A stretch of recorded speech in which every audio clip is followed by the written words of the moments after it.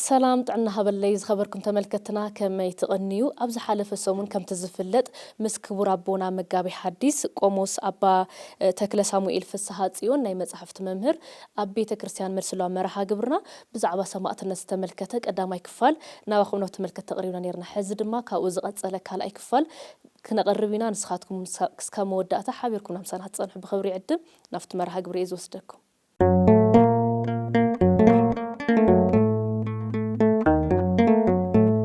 الشحراي كبر أبونا يوكم تزفلت أبز حالف السومن بزعبا سماعت النت ملعلى جيرنا كم أقول حمل حموشته بقاله برهانات ألم بيدرس وبقولس سلزنا برا نايزم قدسان سماعتات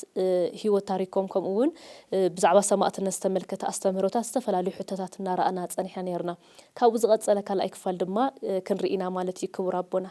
الشحراي كبر أبونا حزكنا العلون دلي أبكال إكفال مرحا قبرنا عطمي ناي قدسان ناي سماعتات يا بقدست بيتا كريستيان أستمروك الكيدانو مون سلازوخونا نمحصنلو كم أون دما الكيدانوم نذكرلو يومو ازي مصحف قدساوي مسارتو انتي يمثل زبل حساب كمين ريو እሺ ናይ ቅዱሳን አቦታትና ናይ ቅዱሳትነታትና አጽሚ ክንምሕጸነሉ እግዚአብሔር ክንልምነሉ ዝግበሉ ተአዩ ቃል ኪዳን ስለስተውሃወም እዩ ተዋንኡ መሰረቱ ተአዩ ክበሃል ከሎ ንእግዚአብሔር ኮይኖም ስለ እግዚአብሔር ስለዝመቱ እዩ ንእግዚአብሔር ኮይኖም ስለ እግዚአብሔር ስለዝመቱ እግዚአብሔር ከአን ሙሉእ ቅዱስ ገይርዎም እዩ ሙሉእ ቅዱስ ማለት ተአዩ እግዚአብሔር ከቅዱስ ከሎ እግዚአብሔር ክባርክ ከሎ እግዚአብሔር በእምነት አጽኒዑ ቅዱስ ክባርክ ከሎ ሙሉእ ይዝገብር ምክንያቱ ጎደሎ እግዚአብሔር ስለዘለ እግዚአብሔር ጎደሎ ስለዘይኮነ እቲ ዘጽደቆ እቲ ዘብቆዖ እቲ ናይ ባዕሉ ዝሰሐወና ናቱ ምስክር ክኸውን ዘብቆዖ ኸአን ሙሉእ ቅዱስ ይዝገብሮ ስለዚህ ቃል ኪዳን ኣለዎ ስሙ ጸዊዕና ናቱ ሰማይት ስሙ ንጽውዕ ስለ ቅዱስ አምላክ አምላክ ቅዱስ ቂርቆስ ንብል አምላክ ቅዱስ ጊዮርጊስ ንብል አምላክ መርቆሬዎስ ናበልና ናይቶም ሰማይታት ስሞም እናጸዋዕና እግዚአብሔር አምላክና ንምሕጸኖ እሳቶም ንእግዚአብሔር ሆነው ካብዚ ዓለም ስለዝሓለፉ እግዚአብሔር ከአን ስለ እሳቶም ኢሉ ትጎደለና ይመልእልና ማለት እምነትና ያጽናዕልና ጎደለና ይምልእልና በእምነት ክንነብር ይገበረና ማለት ነው ንምሳሌ እስራኤል ብዙሕ ግዜ ታየም ዝሉ አምላክ አብርሃም ይስሐቅ ወያዕቆብ አድነን ወባልሃና ናይ አብርሃም ናይ ይስሐቅ ናይ ያዕቆብ አምላክ አድነና ይቅር በለና ይብሉ ማለት ነው ንምንታይ ናይ አብርሃም ናይ ይስሐቅ ናይ ያዕቆብ ስም ዘልዕሉ ተባሂሉ ንመጀመርያ ግዜ እስራኤላውያን ካብ ግብጽ ተልዒሎም ናብ ከነአን ክኸዱ ከለው በአብርሃም በይስሐቅ በያዕቆብ ቃል ኪዳን እዩ ወሲድዎ ትምድር ርስቱ ዘውረሶም በአቶም እዩ ትምድር ርስቱ ዝውሃብኮን አብርሃም እዩ ደቂ ኸአ ይወርስዎ እዮም ኢሉ ቃል ኪዳን እዩ ብድሕሪ 430 ዓመት ደቂኻ ክወርስዎ እዮም እዚኣ ናይ ደቂኻ መንበሪ እያ ኢሉ ብምዕራብ ብምስራቅ ብሰሜን ብደቡብ ገይሩ ባሪኹ ይህብዎ እዩ ስለዚ እስራኤላውያን አምላክ አብርሃም አምላክ እሳቶም አይኮነ ንሕና እውን ጽውዕና ቃል ኪዳን ናይ እግዚአብሔር ዝቋረጽ አይኮነን ቡሊ ኪዳን አይብልን ሐድሽ ኪዳን አይብልን ናይ እግዚአብሔር ቃል ናይ እግዚአብሔር ቃል እዩ ቃል ኪዳን ከአን ቃል ኪዳን እዩ አይ ሐስስን እዩ ንምንታይ ናይ እግዚአብሔር ወህብቶ እዩ ናይ ሰብ ወህብቶ አይኮነን ናይ ሰብ ወህብቶ ይሃልቅ እዩ ናይ ሰብ ወህብቶ ይቋርጽ እዩ ናይ እግዚአብሔር ወህብቶ ግን አይቋርጽ ስለዚህ ብዙ አይነት ንንምነው ሰማዕታት እውን ብዙ አይነት ንንምነው ብዙ ረኸዎም ገድሊ ብዙ ወደቁሉ ገድሊ ብዝተአመኑሉ አምላክ ኢና ንንምነው ነናኮስ ቁልናኮ አይኮነን አምላክ ተክለ ሃይማኖት ሆይ ተክለ ሃይማኖት በቀጥታ ዝግበርልና አይኮነን ንብል አይኮነን አምላክ ተክለ ሃይማኖት አምላክ ቅዱስ ጊዮርጊስ አምላክ ቅዱስ ቂርቆስ ከምዚ ግበረለ ሄና ይዘም ሰማዕታት ስም ንጽውዕለና ቃል ኪዳን ስለዘለዎ ጎይታውን እቲ ጽውዕትና ሰሚዑ ዝፍጽመልና ናይቶም ቅዱሳን ቃል ኪዳን ሰሚዑ ብዙ አይነት ነኽበረዎም ማለት ነው ቅዱሳን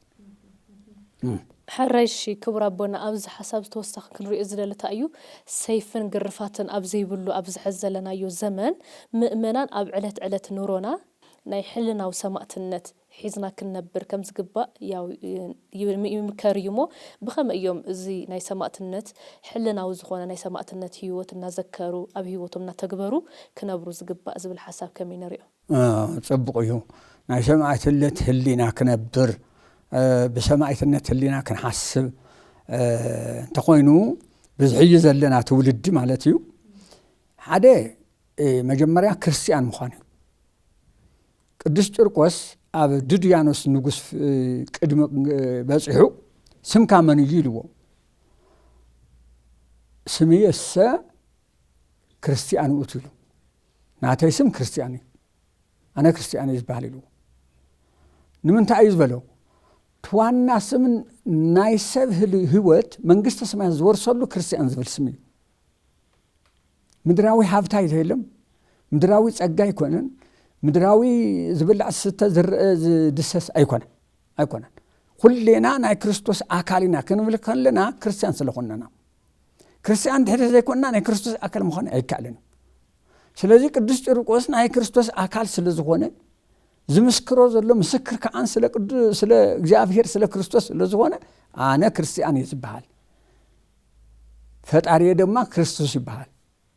ስለዚህ በክርስቶስ ክርስቲያን ይባላል አነ ይሉ ናይዘም ሰማዕታት አቦታትና ህይወት ታሪክ ገርል አካይድ እምነት እንደርሕዝና ሕጅውን ሰይፍ በዘይብሉ ድንጋይ እንታይ እምኒ ውርወራ በዘይብሉ ወይም ደግሞ ሓደ ተልዕሉ አትለካ ዝብል በዘይብሉ ነገር ከመገርና አይና ናይ ሰማዕታት ህይወት ክንነበር ክንምልከለና እቱ ናይ ሰማዕታት ህይወት ኣብ ልህሊና ምንባር ኣለዎ ማለት እዩ መስቀል ክንሽከም ኣለና መስቀል ሰለስተ ዓይነት እዩ እዚ ሓዝናዮ መስቀል ሓደ እዩ በዓሉ ክርስቶስ ብዙ እዩ ተሰቂሉ ብዙ ስለተሰቀለ እዚ ሒዝና ጎይታን ብምንታይ ተሰቀለ ክበሃል ከሎ ብዙ እዩ ተሰቂሉ ስለዚ እዚ ንባርከሉ ቤተክርስቲያንና ትባርከሉ ህዝብና ህዝበ ክርስቲያን ንባርከሉ መባረኽ ይኸውን ማለት እዩ እቲ ዋና መስቀል ግን እንታይ እዩ ናይ ህሊና መስቀል ዝበሃል ኣሎ ኣብ ትምህርቲ ህውኣት እዩ ዘሎ ናይ ህሊና መስቀል ማለት ክርስቶስ ተሰቀለ መስቀል ናይ ህሊና መስቀል እዩ ፈቂዱ እዩ ተሰቂሉ ፈቲ እዩ ተሰቂሉ ማንም ገዲድዎ ይኮነን ማንም ገዲድዎ እቶም ምስ ይሁዳ ኮይኖም ዝመፁ ጎይታ ክሕዙ ዝመፁሲ ኢየሱስ ናዝራዊ ዝበሃል እስኻ ዲኻ ኢሎምዎ እዎ ኣነ ኢልዎ ካውኸ እንድሕሪት ወዲኦም ንምንታይ እንድሕሪት ወዲኦም ሓያል እዩ ጎይታ ማንም ክሕዘ ይኽእልን ሰለስተ ግዜ ወዲኦም ካው እንድሓር ግን ፈቃዱ ስለ ዝኾነ ተሰቂሉ ንሕና ንምድሓን ሞይቶ ንሕና ንምድሓን ወዲቆ ንሕና ንምልዓል ቆሲሉ ንሕና ንምፍዋስ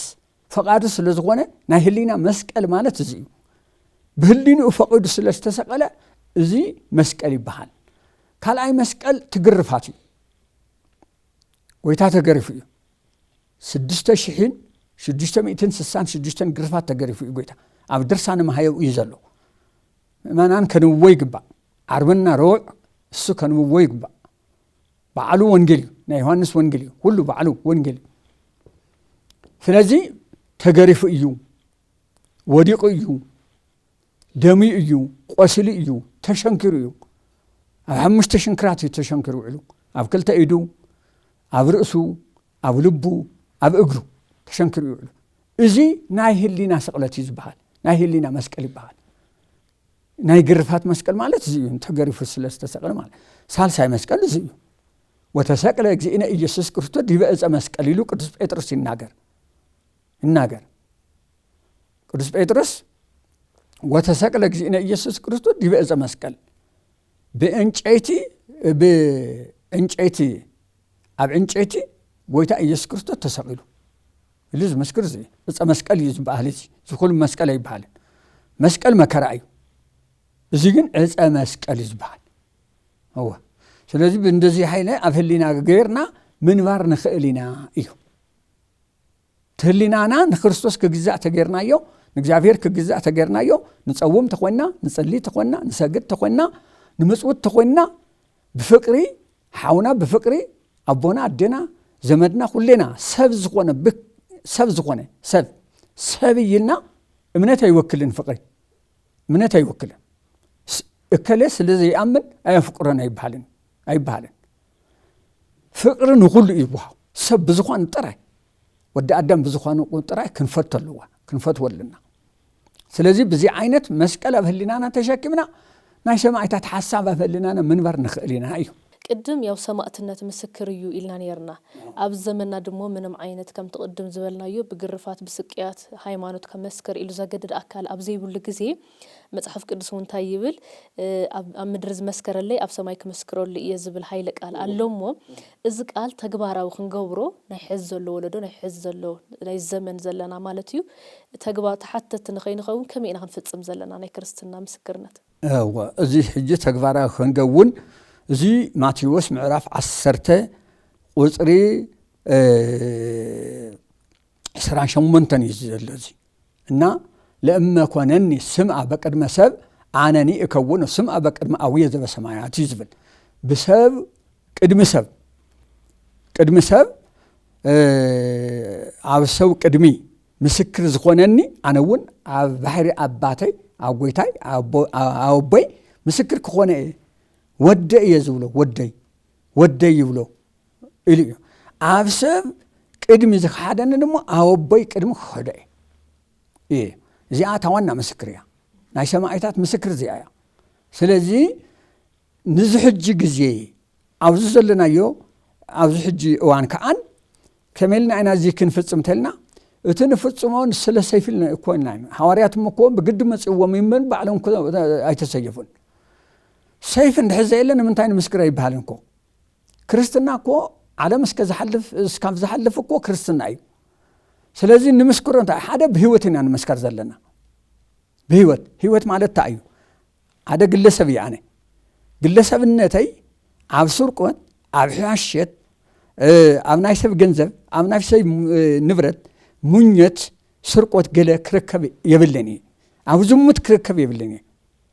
ብስሩ ንእግዚአብሔር ኣብ ገላትያ ምዕራፍ 5 ቁጽሪ 19 ጀምሮ 16 ናይ ኃጢአት መስፈርት ኣለዉ ኣብዞም ናይ ኃጢአት መስፈርት ክርከብ የብለን ኣብ ዘጸአት ምዕራፍ 20 ቁጽሪ 1 ጀምሩ ዘለዉ 10 ቃላት ዝበሃሉ እዚኣቶም ኣፍርሸ ክርከብ የብለን እንድሕር እዚኣቶም ዘየፍረስኩ ኣነ ክርስቲያን እየ በቃ ክርስቲያን እየ ናይ ማተይ ገንዘብ ናይ ማተይ ንብረት ናይ ማተይ ዝኾነ ነገር እንድሕር ዘይተመነኹ እንድሕር ዘይወሰድኩ ሰብ ከዓ እንድሕር ዘይተቀየመኒ ኣነ ክርስቲያን እየ በቃ እዚ ምዃን ኣለዎ እቲ ሰብ ካብ ናይ ባዕሉ ሓሊፉ ናብ ሰብ ገንዘብ ምዃን የብሉን ናይ ባዕሉ ይኣኽለ እዩ እግዚአብሔር ይኣኽለኩም እዩ ኢሉ እዩ ዝነገረና ኣይትመነ እኮ ኢሉ ኣይትመነ ማለት እንታይ በቃ ትወዲ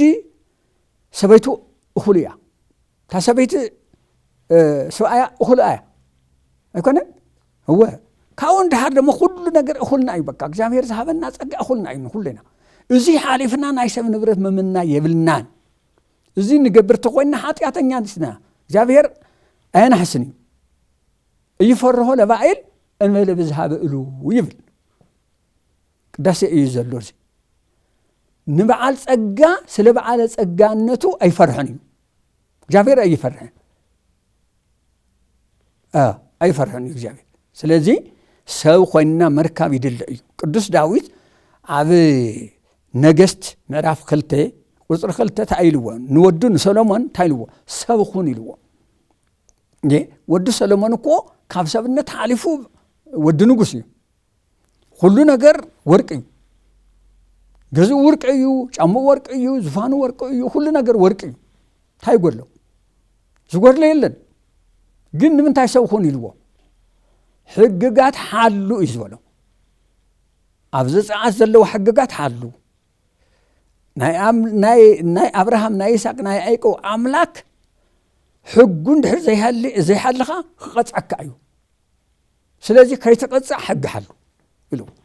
ስለዚ ክርስቲያን ዝኾነ በክርስትና ስም በክርስቶስ ስም ክርስትንኡ ሓሊው ክርስቲያን ኮይኑ ምንባር ኣለዎ ማለት እዩ እዚ እዩ ሰማዕትነት ማለት ሰማዕትነት ከም ግዝኡ እዩ ብግዲ ሰይፍና ድንጋይ ኣይኮነን ከም ግዝኡ እዩ ሓደ ዝተረሃበ ሰብ ርኢኻ أب جبها زلا جنزب أو زيها بقى أني يقرأنن أخاي يكون الكامها سمعت النت سحزن اسم مصنع سمعت النت زودك اسم ملعلم سمعت النت زج النقسة أثناني إخا نفسونتو كملس مقبار سمعت النت تسفاز قرط وسبات تسفاك من كنبروم مقبار سمعت النت سمعت النت بقد السيف كو يكون قصاد السيف سلازي عارف أيكون كل نجر نصدق لنا ندهر سرحنا يو سمعت النت سمعت النت زي مثل مال حرشي كبر أبونا مزي حسب التحيزنا تم حلالفو ملقت تهليو يا باي بوكلنا ودا أخي إزله صبق زم حلالفو ملقت تهليو كريستيان زقونه كله كريستيان مخانا اللوي زي أجلين زبل يكون قوع زجبرنا منكوسات دست زجبروب أباسات أكليل دفيهم زقدسو كائنات أكليل دفيهم زقدسو دياقونات نسألا لبسن سعدا لبسن زمسا مؤمنان زمسو أودات مؤمنان كله كريستيان بكريستوس كريستيان استفهاله كله نهلينا مسكال كجزالو نهلينا مسكال ندحز يتجزئو كريستيان يكون حسات يجي سخلو مسكال قتير سلزة حزة عرف مسكال سلزة حزة أب كريستوس منبر خويننا كريستوس سجاس سلزة فتاة صدق يكون بهلنا كريستيان مخان اللو نهلنا مسكال أو لبو مهلا اللو كم مسرق كوت اللو كم حساو كوت اللو حاو كم مسلا كوت اللو حقኛ አቦ حقኛ አዶ حقኛ ወላዲ መሆን አለው አቦታትና ዝተሸከምዎ ናይ ክርስቶስ እንደራሲ እዩ ናይ ክርስቶስ ብትሕቲ ክርስቶስ ኮይኖም ዝነብሩ ተኮይኖም ክርስቶስ ምምሳል አለው ቀሚስና ጎተት ካመኻድ እንስሳት ሆነ አለው አይን ቀሚስና ጎተት አዝኸዳ በፍጹም እዚ ዘጽድቅ አይኮነን ስለዚህ تقميسنا تمسكلنا تملكنا تايم خوان اللو ناي كريستوس خونا مؤمننا ناي كريستوس كون مقبر لنا بزرئي سخاود قلي سخو قال قلي سخو قال قال مبال بمدلاو نبر تخوينا حاسة نياتا أبوتاتنا ناي حاسة أبوتاتنا مالتنا حين نري إذننا خمزيو حين زنيو عودو أتقالاي بكل نجار كنيو بسمين يكون بدوي يكون بكل يكون عبوتاتنا كاف كريستنا ناوت أنا سلازي كريستيان نكون نمعلنا تسناخلنا نمعلنا وديقنا مؤمنان حبيرهم كي يهدكو مقبار لنا حالافين نت موسى لنا ورحاوي دوموز نابل منبار كاليو ورحاوي دوموز نابل أخان أي كريستوس مخان خوينكا ينبري سأقامي ولزي حلف نجاري جين واجاس تخبل اللوم أبوتاتنا نتاتنا مؤمنان